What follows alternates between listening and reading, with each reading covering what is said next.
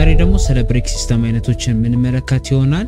የብሬክ ሲስተም አይነቶች እንደሚሰሩበት መንገድ እንዳላቸው የኮምፖነንት አይነት ባሪ ሊያደርጉ ይችላሉ ወይም ደግሞ የተለያዩ ልናገኝ እንችላለን። የብሬክ ሲስተሞችን እንደሚሰጡት ጥቅም አይነት በሶስት መንገድ ክላሲፋይ ልናደርጋቸው እንችላለን። የመጀመሪያው ሰርቪስ ብሬክ ብለን የምንጠራው ነው። ሁለተኛው የፓርኪንግ ብሬክ ብለን የምንጠራው ነው። ሶስተኛው ደግሞ ኢንጂን ብሬክ ብለን የምንጠራው አለ። ኖርማሊ እነዚህ ሰርቪስ ብሬክ እና ፓርኪንግ ብሬክ ብለን የምንጠራቸውን በኋላ ላይ በዲቴል በደንብ አድርገን እንመለከታለን። ኢንጂን ብሬክ ብለን ግን የምንጠራው ትንሽ ለየት ስለሚልና እዚህ ጋም ከምናያቸው ኮምፖነንቶች ጋር ንክኪ ስለሌለው እሱን ለየት አድርገን ዛሬ ትንሽ በዲቴል የምንመለከተው ይሆናል ማለት ነው።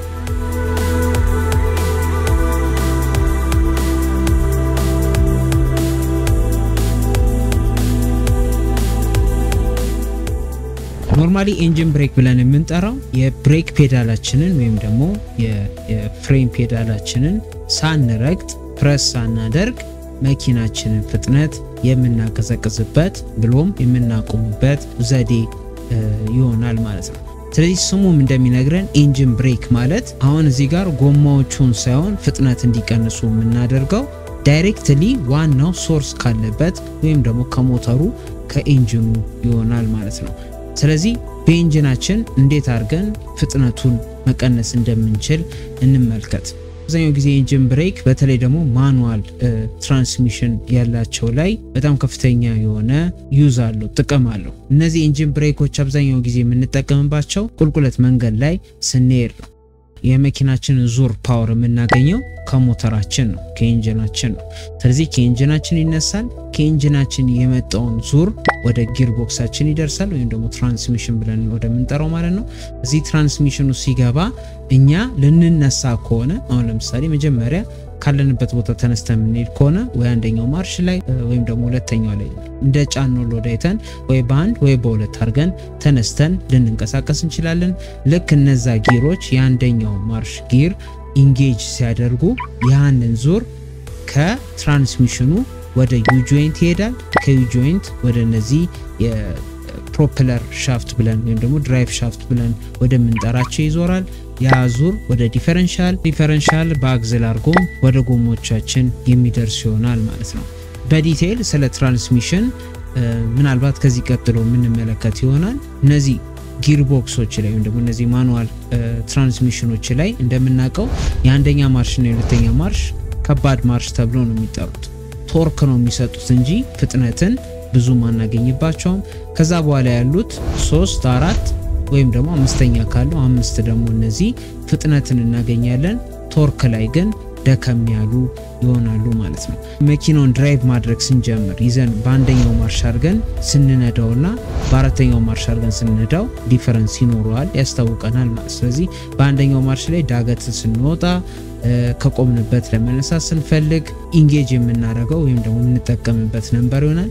አራተኛ፣ አምስተኛ፣ ሶስተኛ ማርሾች ደግሞ እነዚህ መንገዱ አመቺ ከሆነ ለጥ ያለ መንገድ ከሆነ አመቺ የሆነ ታይምን ስናገኝ ኢንጌጅ አድርገን ይዘን የምንሄድበት ይሆናል ማለት ነው። አሁን ለምሳሌ እየሄዳችሁ በመሃል ዳውን ሺፍት የምናደርግ ከሆነ አንደኛ ማርሽ ላይ ከሆነ እግራችንን ከአክሰሌተር ፔዳሉ ላይ ብናነሳ ቀጥታ ትሮትላችን ይዘጋል። ያ ማለት አየር ወደ ሲሊንደር ውስጥ የሚገባው መጠን እንቀንሷለን ማለት ነው። ያ በሚቀነስበት ሰዓት ላይ እንደምናውቀው ፍጥነትን የምንፈልግ ከሆነ ብዙ አየር ብዙ ነዳጅ ያስፈልገናል። ስለዚህ ያንን የማናሟላለት ከሆነ ኢነርጂን ክሬት ማድረግ ስለማይችል የተዳከመ ኢነርጂ ስለሆነ የሚያገኘው ምን እያለ ይመጣል? ጉልበቱ እየተዳከመ የሞተራችን ጉልበት እየተዳከመ ይመጣል ማለት ነው። ስለዚህ አንደኛ ማርሽ ላይ ነው ያለው። እኛ እግራችንን ከአክሰሌተር ፔዳሉ ላይ አንስተናል። ስለዚህ ቀጥታ መኪናው መጀመሪያ ከነበረበት ፍጥነት እየቀነሰ ይመጣል ማለት ነው። ለምንድነው የሚሆንበት ምክንያት? ሞተሩን መጀመሪያ ላይ ፊድ ስናደርግ የነበረውን አየር እያሳጣነው ስለሆነ ሞተሩ ፕሮዲዩስ ሲያደርግ የነበረው ከዚህ ቀደም እኛ አክሰሌተር ፔዳሉን ይዘን ፕሮዲዩስ ያደርግ የነበረው ኢነርጂ መስራት ክሬት ማድረግ አይችልም ማለት ነው። ስለዚህ ኢሲኤማችንም ይሄንን ነገር ስለሚያቅ የሚገባውን የአየር መጠን ስለሚያቅ ምን ያደርጋል? የፊውል መጠናችንን ያወርዳል። የፊውል መጠንና የአየር መጠን ወረደ ማለት የሞተራችን ጉልበት ያንሳል ማለት ነው።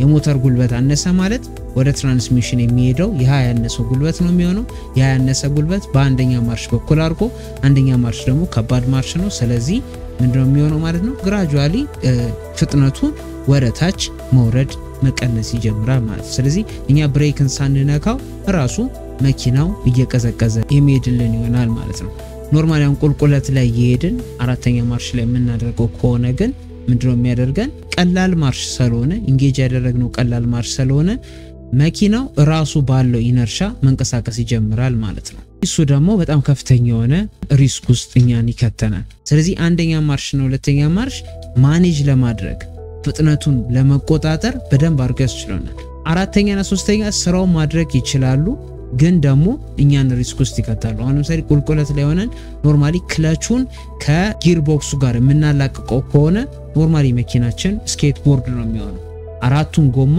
ነፃ ነው ምንም ያዘው ነገር የለም ጊር ቦክስና ሞተር አልተገናኙም ስለዚህ ቀጥታ ምን ያደርጋል ፍሎ ማድረግ ይጀምራል ወይም ደግሞ ተንደርድሮ በራሱ ኃይል ኢነርሻ መንቀሳቀስ ይጀምራል ማለት ነው በዛ ሰዓት ላይ ብሬክን አፕላይ እናደርግ ብለን ብንሞክር ያ ከፍተኛ የሆነ ሙቀትን ይፈጥርና ብሬክ ፌድን ያመጣል ያ ብሬክ ፌድ ደግሞ መኪናችንን መቆጣጠር አንችልም ፍጥነቱም እየጨመረ እንጂ እየቀነሰ አይመጣልንም ማለት ነው ስለዚህ ኢንጂን ብሬክ ብለን የምንጠራው በራሱ የሞተሩን ኃይል ጉልበት የምንቀንስበት ሚንስ ይሆናል ማለት ኢንጂኑን ነው ጉልበት ያሳጣ ነው ስለዚህ ኢንጂን ብሬክ ተብሎ ተጠራ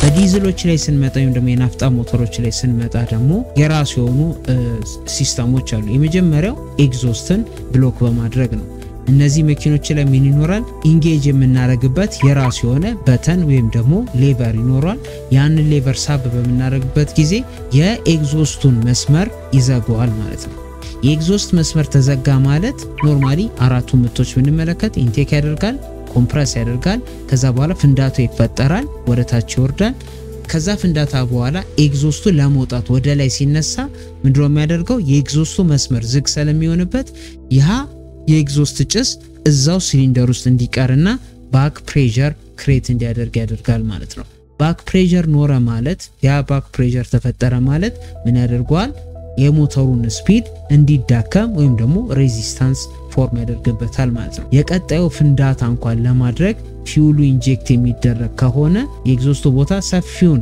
የአየር ቦታ ስለሚይዝበት ምን ይላል የሚፈነዳው የሚገባው የአየር መጠንም ያንስበታል ከፍተኛ የሆነ ጉልበትን መፍጠር አይችልም ማለት ስለዚህ ሞተሩን ወዲያው የምናዳክም ይሆናል ሞተሩ ተዳከመ ማለት ወደ ጊር ቦክሳችን የሚደርሰው ጉልበት ያንሳል ያ ጉልበት አነሰ ማለት ደግሞ የጎማችንን ፍጥነት እንዲቀንስ እንዲወርድ ያደርጋል ማለት ነው ሌሎች ደግሞ እነዚህ የዩሮ ትራኮች ላይ የምናገኘው ደግሞ ጃክ ብሬክ ብለን የምንጠራቸው አሉ እነዚህ ጃክ ብሬኮች ደግሞ የሚያደርጉት ምንድነው ኮምፕሬሽኑን እንዲባከን የሚያደርግ ይሆናሉ ማለት ነው ልክኛ ይሄንን የጃክ ብሬክ አፕላይ ስናደርግ ኢንቴክ አርጎ ኮምፕረስ ያደረገው አየር ፓወር ከማድረጉ በፊት የኤግዞስት ቫልቭ እንድትከፈት የሚያደርግ መካኒዝም ይሆናል ማለት ነው ስለዚህ ኮምፕረስ ለማድረግ ወደ ላይ ይወጣ የኤግዞስት ቫልቫችን የምትከፈት ከሆነ ኮምፕሬሽን ለመፍጠር ቀዳዳ ስላገኘ ይሄ የገባው አየር በሙሉ በዛ በኤግዞስት በኩል ይወጣል ስለዚህ ለፍንዳታ የነበረው ምን ይሆናል